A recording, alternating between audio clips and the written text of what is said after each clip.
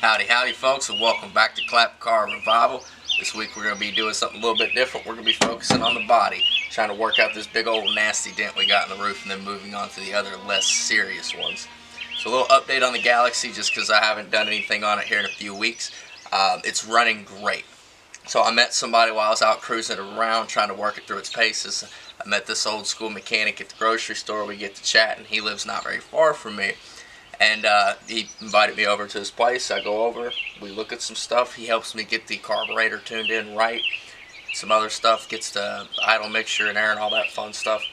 Either way, got it running better than it's ever been running. So I've been driving it a lot. I hadn't wanted to park it to do this yet because it's just been driving great. So far, I've put like 350 miles on it, taking it back and forth to work, and it's doing fantastic. So now I'm pretty confident in the car.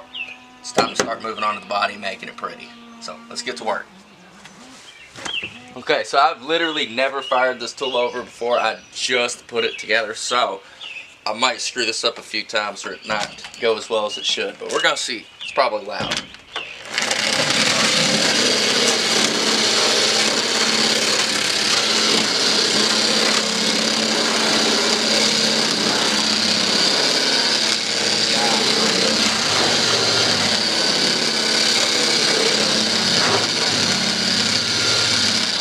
Look at all that Bondo just shredding out of there. Look how thick that is. It's gnarly. Let's bump this up just a little bit, We don't want to get too hot and warp the metal. It's very straight.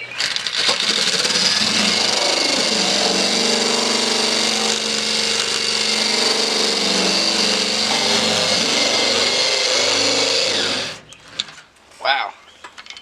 This thing does it. This thing definitely does it. The drum sander made really light work of all that Bondo junk we had up top. I'm really happy with the way this is going. This probably took maybe 20 minutes actually. That's not bad at all. So I'm about to take a crack at stud welding. We're going to start right about in here. These real low spots and just try to pull it out the best I can. Alright, I'm going to go ahead and try to give it the first wang. I don't know if this is going to work here. I might have to beat this out from inside because this doesn't fully contact like it says that it's supposed to, but we're going to try it anyway.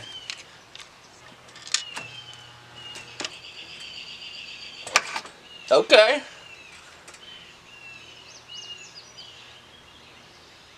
Okay, seems like it's on there. We're just going to try 3 for now. Let's see how that goes. 2, actually.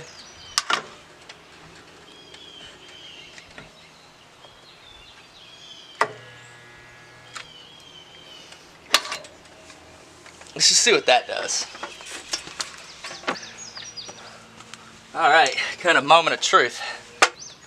Okay. Hey, it moved!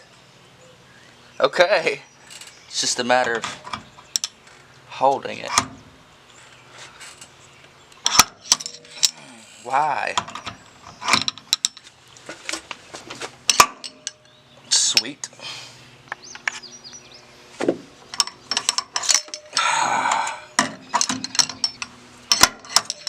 Oh my god. This is annoying.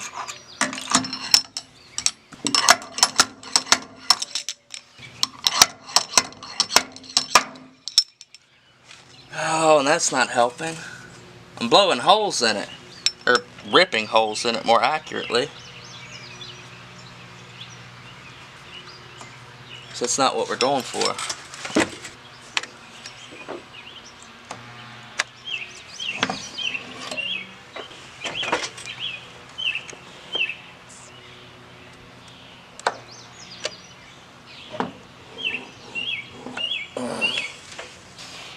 We're only going to do a couple at a time because I don't know what I'm doing. There's a couple holes in it already that weren't there when we started.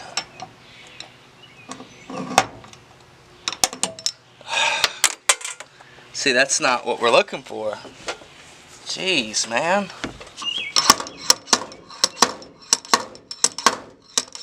Okay, so that's a little more how it's supposed to go.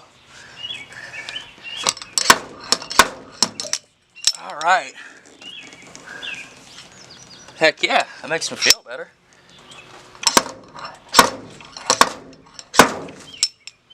That's gonna get real annoying.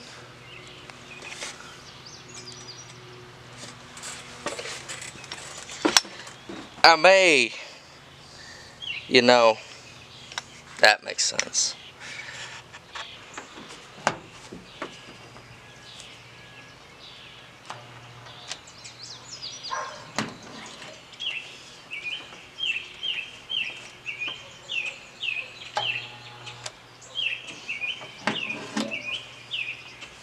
We're gonna put 3 of them down.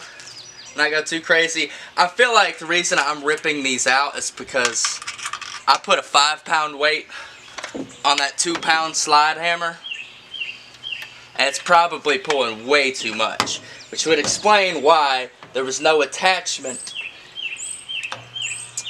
in the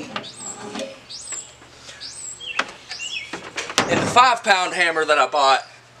It didn't have an attachment to grab onto these, and that would probably be why, because it's more for pulling out stuck bearings and rotors and things like that, which, I mean, I guess I'm glad I have now, but I don't need at the moment. But once I do that job, I'll be glad I got it. There we go. Okay.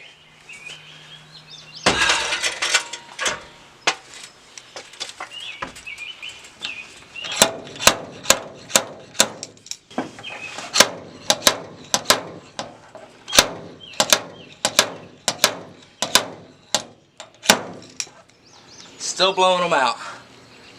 Making a difference, but wow, that is not good.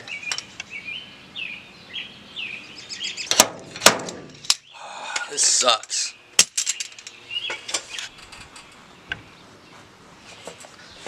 Alright. We're going to try it again. I'm just going to try to be maybe a little more gentle with my weld. Might be holding it just a tad too long. We're going to do 1 to see how that goes. Because I cannot get, I've tried. I cannot get behind this.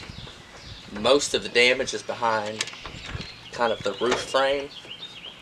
That I can't really get behind it a good enough way to hit it. Where I am hitting it, I'm creating all these divots. I might have to be a Bondo bandit on this. And then when it inevitably fails, a few years from now, I'll be pretty good at what I do, maybe. And I'll be able to fix it the right way. But I don't think today is going to be that day. Alright, maybe just a tad longer.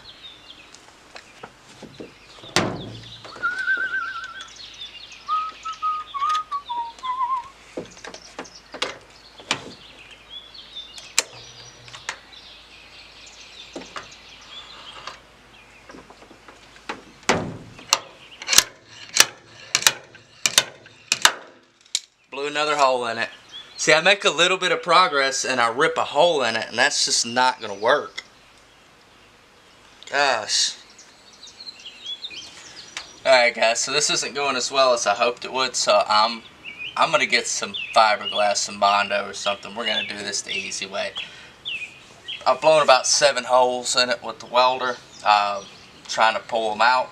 I just keep ripping them out.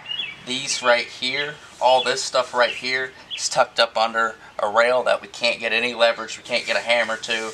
I've beat this as well as I can. I'm just going to skim it over, make it nicer than it was, and then again, when it inevitably fails in a couple years, hopefully I'm better enough that I could either do it the right way, somehow we get up behind it, or cutting it off and welding a new piece, but we're nowhere near that level right yet. Just a quick little update. This is where we're at. Had to take a break to eat some lunch, let things dry up, but it's shaping up decently enough. You know, we beat out most of it. But I can't really operate the camera with hands full of Bondo, so I'll get back to you all once we're in the sanding phase, about to primer it and seal it up for the day. But that's looking pretty cool. Looking pretty good so far.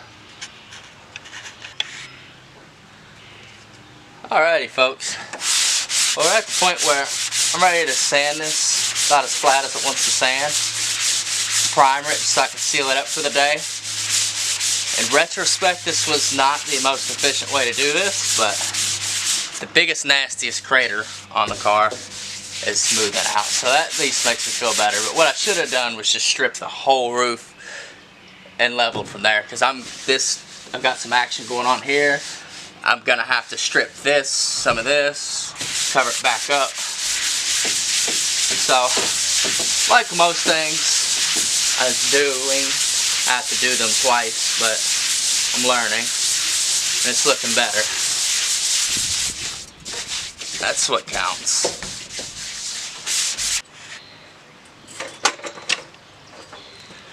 Alright guys, y'all are about to see me do about the jankiest painting you'll ever see me do. Probably the only time you'll ever see me use a rattle can. But I need to seal this up for the night, just because I'm done. And we can't leave this exposed, because if it absorbs moisture into the fiberglass, it's never going to come out. I don't have any frog tape, and I'm not going to run to get any for this, because this is going to get stripped and repainted anyway. So I'm just going to close it up best I can with some rough lines. Call it a day. Then next time we get into this,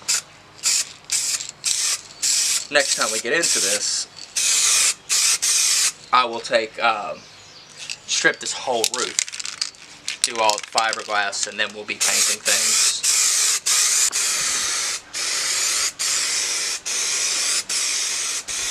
We're just closing it for the evening. That's all.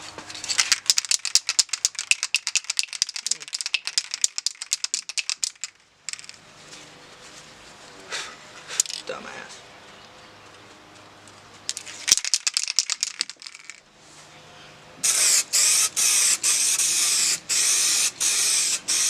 Word of advice, just because if you do this outdoors like me, it doesn't mean necessarily that you don't need a respirator, because this stuff still blows straight in your face.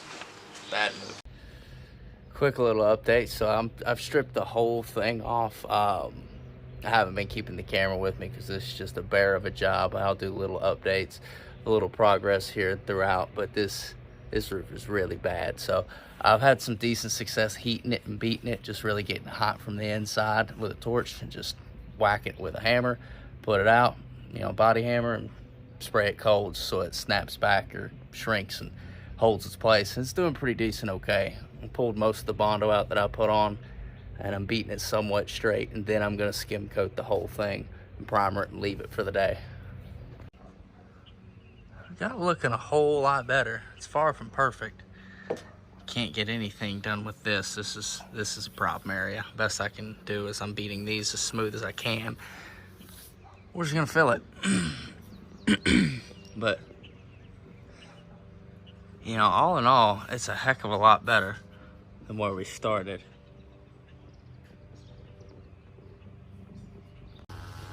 Alright, so that's pretty much it for this round. I had to close it up. I got to the point where I've beat it enough to where it's semi-straight. I was going to skim coat everything. I've started on this side, put a layer down on that side, was just going to bridge the gap in the middle, but I undermixed my filler over on that side, so I just had to spend the last 30 minutes or so scraping it all out. So I'm just going to cover it up with a tarp for my next day off. I'm going to hit that side, just take my time on it, try to make it as nice as I can, primer it and paint it. But you know, I got a tarp so I can cover it up and not rush the job, you know, not have a ton of work into it for a mediocre project or a mediocre product. So hopefully it comes together next time we get into it. So here's what we've got so far. This layer is a little rough. That's okay. When we come back to it and it's dried, we're gonna sand it down, smooth it up to move on to the rest of this stuff over here. But, you know, from where it started to where it is, we've made a huge difference. This is where we had the little problem with the undermixed filler. I had to scrape it all out. That was fun, but hopefully next time I come back to it, this is dry enough that it just comes right out. Don't know that it will, but one can dream.